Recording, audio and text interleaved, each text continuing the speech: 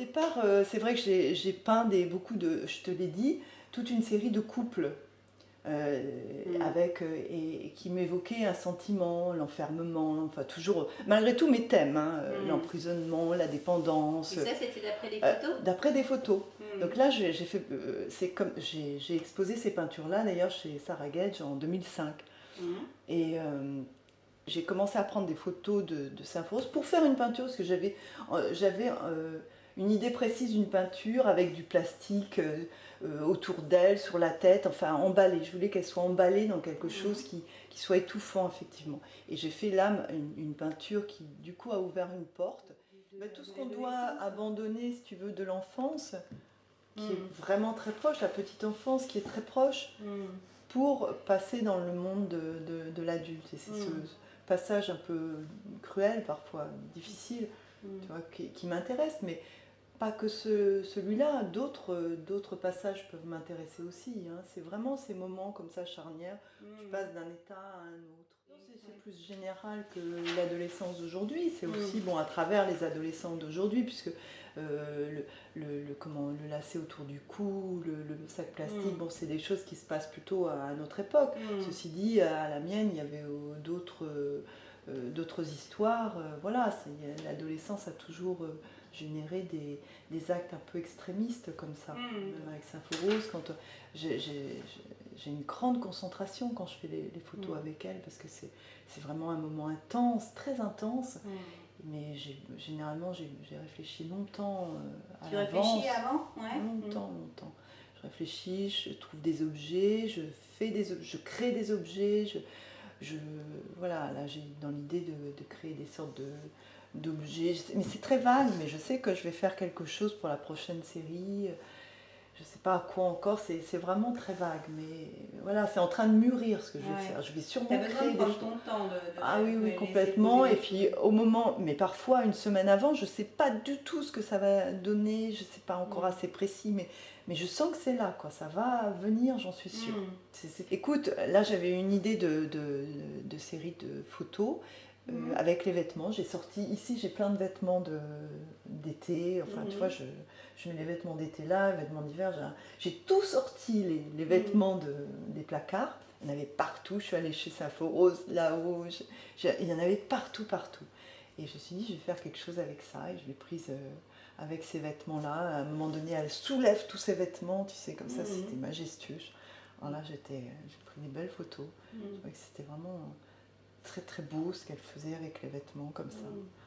Et j'ai fait un grand photomontage. J'ai aussi l'idée de les mettre en espace, ces photos. J'ai commencé très modestement, à un moment donné, je me suis dit que le personnage était vraiment recroquevillé sur lui-même, comme ça. Du coup, j'avais des boîtes, je vais montrer d'ailleurs.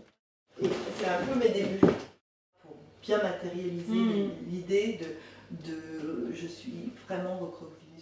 C'est un peu comme ça que j'en suis venue à la sculpture, petit à petit, effectivement en partant de concepts rapport à cette difficulté dans l'identité, la structure fragmentée. J'ai eu l'idée effectivement déjà de faire le photomontage que tu as vu sur le salon.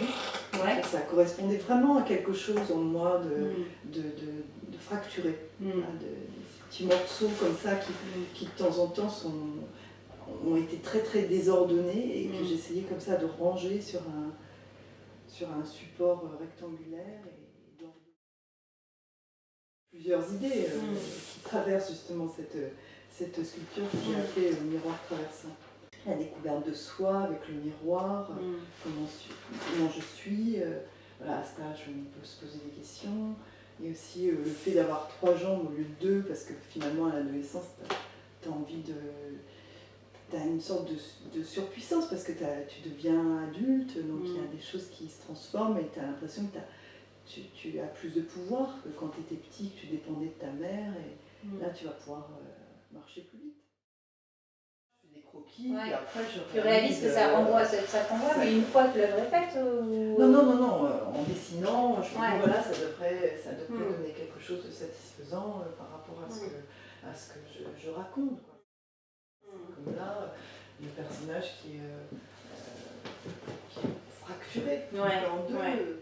Toujours cette idée de fracture. Oui, et pour l'avoir dans sa totalité, il faut que le spectateur fasse un effort, qu'il bouge. C'est à lui de faire l'effort pour reconstituer le personnage. Peut-être c'est l'autre qui renvoie l'idée de globalité.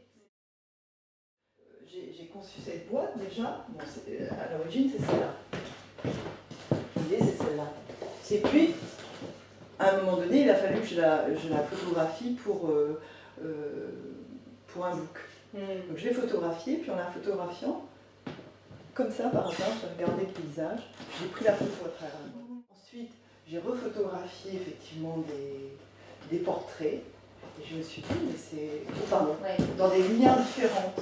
Tu vois, j'ai pris des photos dans la lumière de la cuisine qui est très blanche, la lumière du soir, la lumière ici, enfin tu vois. Ça a donné donc la même photo refotographiée à des moments différents, un peu comme si c'était effectivement un souvenir qui s'éloignait, ou quelque chose qui se précisait au contraire. Enfin,